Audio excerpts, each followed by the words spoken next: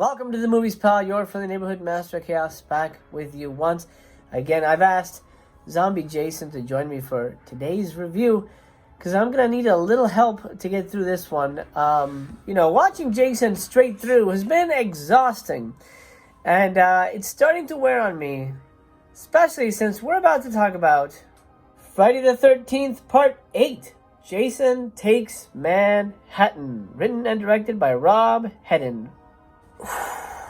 Yeah, Jason Takes Manhattan. Not really.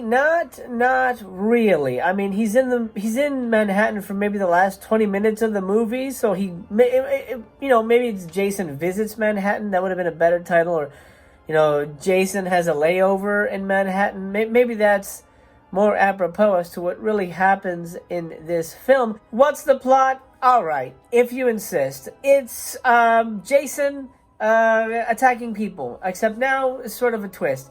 Basically, he's revived by an underwater power line. He's still, luckily they kept that continuity. He's still underwater. He's still covered by the bridge that Tina, put him under. That's cool. He gets revived by an underwater power line like he's fucking Frankenstein. And he comes up and he's ready to go. He doesn't need a break. He's ready to go, man. He kills 2 people right off the bat in the first 10 minutes of the movie. And then he's just like hanging out.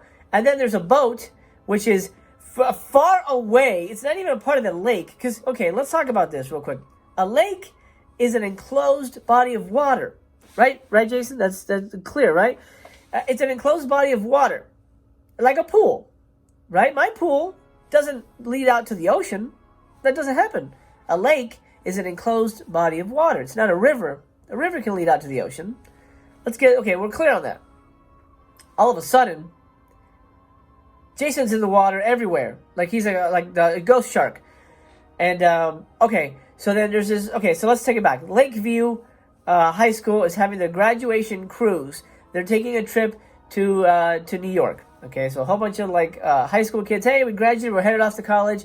Let's go party on this rusty-ass boat. It's not even like a yacht or like a nice cruise ship. Rusty-ass freighter. I don't know why the hell they're traveling in that. To go to New York for this fun, New York trip, grad night kind of thing. Okay. But that's in the ocean. So, what the hell happened here? Jason, instead of staying at Crystal Lake in the woods, staying where he knows, where he's comfortable, instead of staying there, he decides to travel across the mountains, find the ocean, and go swimming in the ocean with the hopes that he'll find a boat. Hey, look at that rusty freighter. You know what I'll do? Let me climb up this anchor chain. That's a really good idea for me to do. I'm going to climb up this anchor chain, and then I'm just going to wander around on a boat. Hey, I got nothing to do. Why don't I do that? Do you not think Jason has the experience and by now the foresight to, I don't know, understand how easy it is to kill people? I mean, he just kind of stumbles onto them. Why would he go out of his fucking way to find the ocean and climb up a rusty chain? Why does he just climb up on land and start killing people? Because he could do that. He could do that. But no, he goes through the trouble of sneaking around like he's a spy infiltrating a base when he's a zombie, a super monster zombie who can not die by regular means or any means. So, what the fuck? Let's get to the stats because the plot is honestly irrelevant. How many people die in this film? We have 20 kills. 20 deaths happen in this film. Funny enough, here's some inside trivia for you guys that not a lot of people know. I didn't know this until I researched it myself. But one of the later kills is a short order cook in a diner that our final girl, Rennie, runs into with her boyfriend. They run into this diner, asking for help. And we get the funny line, hey, we're being chased by a maniac. And the lady says, welcome to New York. Very indicative of how New York is kind of a cesspool sometimes.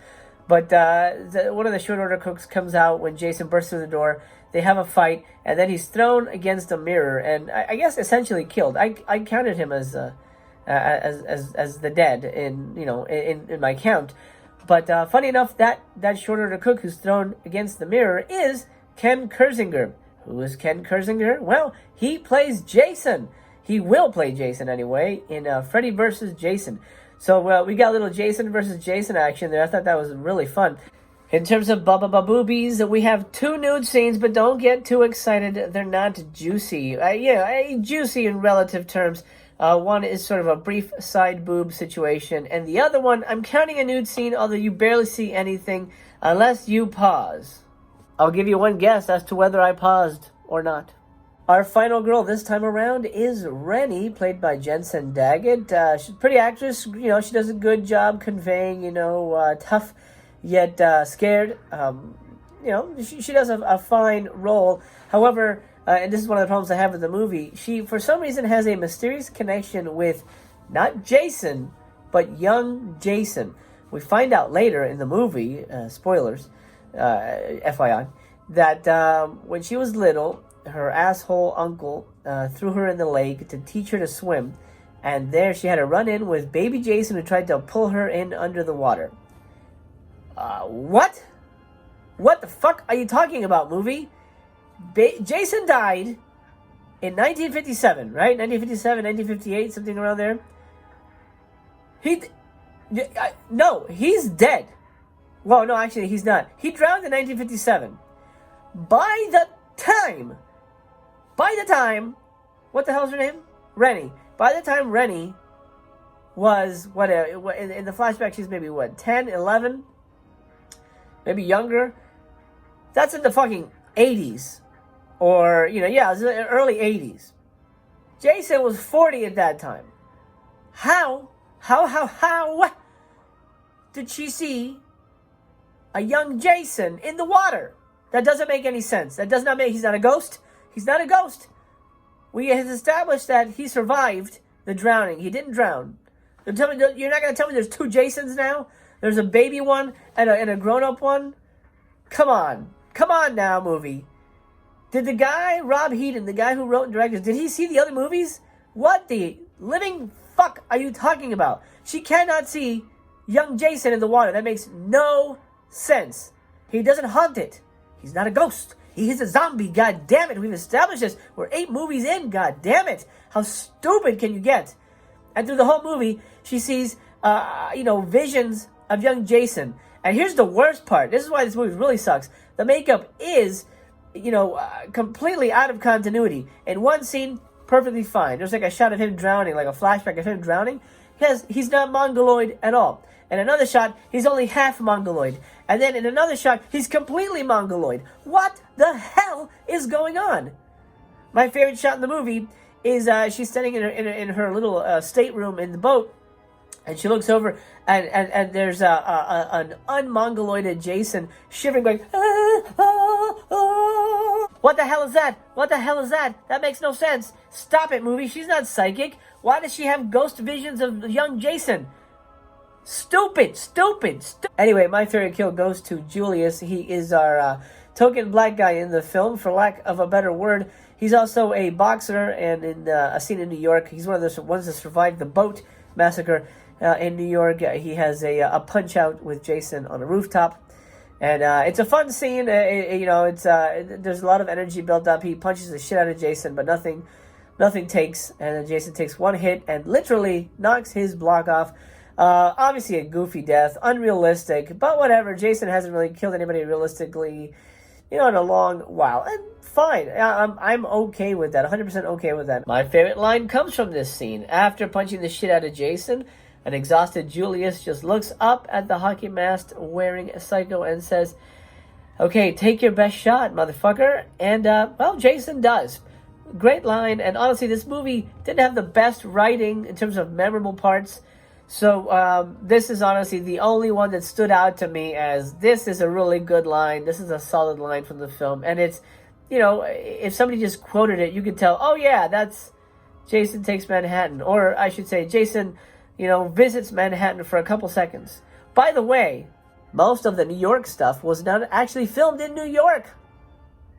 I think there's a couple scenes, obviously, when they go to Times Square and things like that, but for the handful of scenes, like all the stuff that looks like, the set of the Warriors, that was Vancouver, if I'm not mistaken. So, apparently this movie was supposed to be the last film. At least that's what the director was told. I'm sure they're all told that.